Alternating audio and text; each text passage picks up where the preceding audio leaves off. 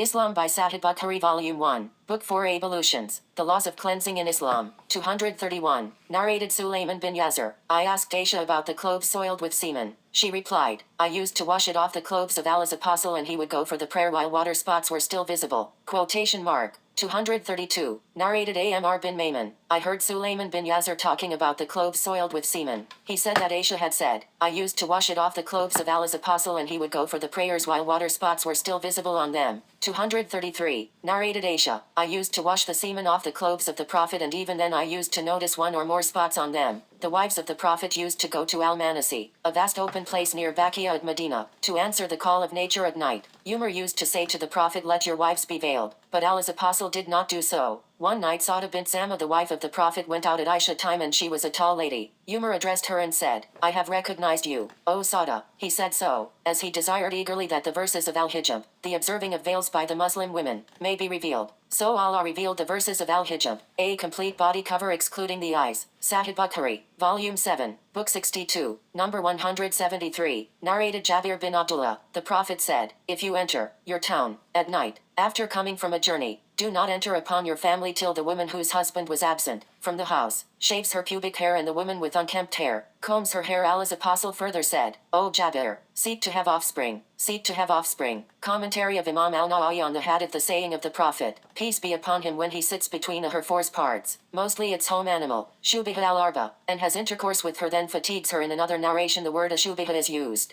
The scholars have disagreed about the intended meaning of Shubiha al-Arba, the fours, for some said that it means the arms and the legs, while others have said that it refers to the legs and thighs, and others said it means the legs and the edge of the pubic area. Al-Qadiyah chose the meaning of the four areas surrounding the vagina. The word, shab, means areas, its singular form being, shuba. As for those who say, ashbeha, that is the plural of the word, shab. The word ajhadaha, fatigue her, means to plow her, which was also stated by Al-Katabi. Others have said it means to make her reach exhaustion, as in the phrase she made him toil and labor till he was exhausted. Al-Qadiyah, may Allah rest his soul, said primarily, the word, jahadaha, means that the man exerted his effort working in a woman, where the word, jud, means energy and refers to motion by describing the type of work. This is similar to his, the Prophet, saying he who plowed her, meaning he who penetrated her by his motion. Otherwise, what other fatigue could a man experience because of her? And Allah knows best. The meaning of the hadith is that the necessity to wash is not limited to when semen is ejaculated. Rather, it is when the penile head, hashfa, lip, the head of the male member, that is head of the penis, penetrates the vagina. Then it is necessary for the man and the woman to wash. There is no disagreement on this today, even though there was disagreement on this by some of the early companions and others later. However, an agreement was later reached, and this is what we have shown and presented previously. Our companions have said that if the penile head has penetrated a woman's anus, or a man's anus, or an animal's vagina or its anus, then it is necessary to wash whether the one being penetrated is alive or dead, young or old, whether it was done intentionally or absent-mindedly, whether it was done willfully or forcefully. This also applies if the woman places the male member inside her while the man is asleep, whether the penis is erect or not, whether the penis is circumcised or uncircumcised. All these situations require that the person committing the act and the one the act is committed on must wash themselves, unless the person committing the act or the person the act is committed on is a young male or female. In that case it cannot be said that the person must wash, for they do not have the responsibility. Rather, it is said that this person is in a state of impurity. If that person can discern the sexual act, then his guardian can command him to wash, just as he commands him to perform the ablution washing for prayers. For if he prays without washing, his prayer has not been performed correctly. Likewise, if he doesn't wash after he reaches puberty, he must be forced to wash. If he washed as a youth and then reaches puberty, then he does not have to repeat the washing. Our companions have said that intercourse occurs when a healthy male's penile head completely penetrates an orifice, as has been unanimously agreed. Thus, when the penile head has completely disappeared inside the orifice, then all the regulations concerning washing apply. It is unanimously agreed that it is not necessary that the entire penile shaft penetrate to apply the regulations of washing. If part of the penile head penetrates, then the regulations of washing are not imposed, as is agreed, except by an odd few of our companions who said that even in this case all the regulations of washing apply. However, this opinion is wrong, rejected and abandoned. If the male member was severed and what remained was less than the length of the penile head, then none of the washing regulations apply. If the part remaining was equal in length to the penile head length, then that part must completely penetrate for the regulation of washing to apply. If the part remaining was greater in length to the penile head length, then there are two famous opinions for our companions. The most correct is that if the portion that penetrates is equal to the length of the penile head, then the regulations for washing apply. The other opinion is that none of the regulations for washing apply until the entire remaining length of the penile shaft completely penetrates, and Allah knows best. If a man wraps a sheath around his male member and then ejaculates inside a woman's vagina, then there are three opinions from our companions. The most famous is that the man must wash. The second is that he does not have to wash because he ejaculated inside the sheath. The third is that if the sheath is thick and prevents climax and wetness in the vagina, then washing is not necessary. Otherwise it is necessary, and Allah knows best. If a woman inserts in her vagina an animal's penis, she must wash. And if she inserts a detached penis,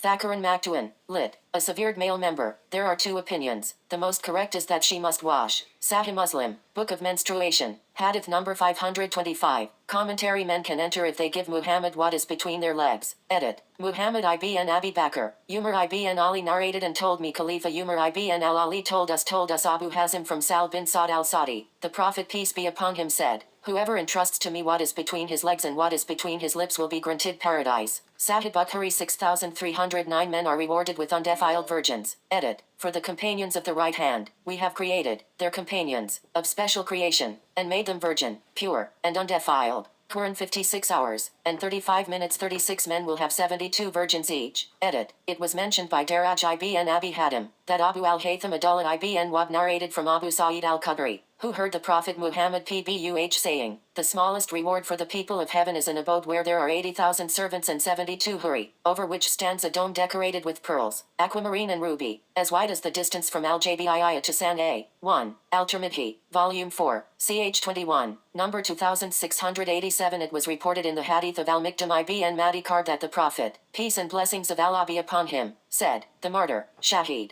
has 7 blessings from Allah. He is forgiven from the moment his blood is first shed. He will be shown his place in paradise. He will be spared the trial of the grave, and he will be secure on the day of the greatest terror, the day of judgment. There will be placed on his head a crown of dignity, 1 ruby of which is better than this world and all that is in it. He will be married to 72 of Al-Hur al-Iyn, and he will be permitted to intercede for 70 of his relatives. According to another report, the martyr has 6 blessings from Allah. According to other reports, the number is 6, or 9, or 10. Narrated by Al-Tirmidhi, who said it is a Hasan Hadith. Also narrated by Ibn Majah in Al-Sunan, by Ahmad, by Abd al-Razak in Al-Musannaf, by Al-Tabarani in Al-Kabir, and by Sayyid ibn Mansur in Al-Sunan. The 6 blessings of the martyr Sheikh Walid al-Firian, Islam Q&A. Fatwa number 8511. The mention of 70 or more hors for the Shahid is reported by several Sahaba, radhiyallahu anhum. Of them are 1. Sayyiduna Miqdad ibn Ma'adikarid, radhiyallahu anhu, recorded by Imam Tirmidhi in his Sunan, Hadith 1663. Imam Tirmidhi has classified this hadith as Sahih, authentic too. Sayyiduna Ubadah ibn Thabit, radhiyallahu anhu, recorded by Imam Ahmad in his Musnad, Hadith 17117, Imam Bazar in High Musnad, and Imam Tabrani in his Al-Majmu al-Kabir Majma as-Sa'id Volume 5 pg. 293. Hafiz Mansiri, Ra, has classified the chain of narrators of Musnad Ahmad as has in bold text, sound, Al-Targhib Volume 2 pg. 320, and Hafiz al-Haythami, Ra, has mentioned that the narrators of Musnad Ahmad and Tabrani are all reliable, and Allah Ta'ala knows best. Maulana Muhammad ibn Maulana Harun Abasimar, Faculty of Specialty in Hadith, checked and approved. Mufti Ibrahim Desai. The number of hors, 70 or more, in Jannah for a Shahid or a Janafi is fixed by which hadith, and in which book men will be given the sexual strength of 100 persons. Edit. The Holy Prophet said, the believer will be given such and such strength in paradise for sexual intercourse. It was questioned, O Prophet of Allah, can he do that? He said, he will be given the strength of 100 persons. Miskat al-Masabih, Book 4, ch 42, number 24. A man's penis will remain ever erect. Edit. Abu Umama narrated, the Messenger of God said, everyone that God admits into paradise will be married to 72 wives. 2 of them are huris, and 70 of his inheritance of the female dwellers of hell. All of them will have libidinous sex organs, and he will have an ever erect penis.